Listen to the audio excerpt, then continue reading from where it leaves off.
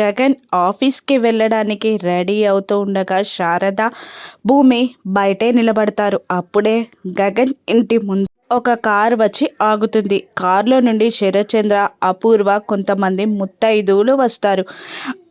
వాళ్ళు గగన్ భూమి కోసం సారె తీసుకొస్తారు. ఇక వచ్చిన అపూర్వ శరత్చంద్రాలని చూసిన గగన్, మీరందా ఇక్కడికి ఎందుకు వచ్చారు అని అడుగుతూ ఉంటాడు. అప్పుడు శరత్చంద్ర సైలెంట్గా ఉండగా అపూర్వ మాత్రం గగన్ని, మా కూతురు భూమికి నీకు ఫస్ట్ నైట్ ఏర్పాట్లు కూడా చెయ్యాలి అనుకుంటున్నాం. మీ ఇద్దరిని మా ఇంటికి తీసుకెళ్ళడానికి వచ్చాం అని అనగానే గగన్ వెటకారంగా, ఒక్క ఫోన్ కాల్ చేసి ఈ విషయం చెప్తే మీకు ఘనంగా ఏర్పాట్లు చేసేవాళ్ళం కదా అని అంటూ ఉంటాడు.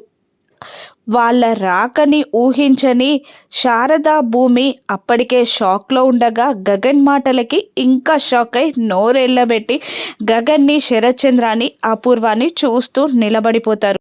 గగన్ అలా మాట్లాడుతూ శారద వైపు చూసి, నాకు భూమికి శోభనం ఏర్పాట్లు చేయడానికి తొలి కార్యానికి తొలిసారిగా నన్ను, నా భార్యని తీసుకెళ్ళడానికి మా అత్తయ్య, మామయ్య అపూర్వ, శరత్చంద్ర గారు వచ్చారు అని వెటకారంగా అంటూ ఉంటాడు గగన్. ఇప్పుడు గగన్ ఏం చేస్తాడు?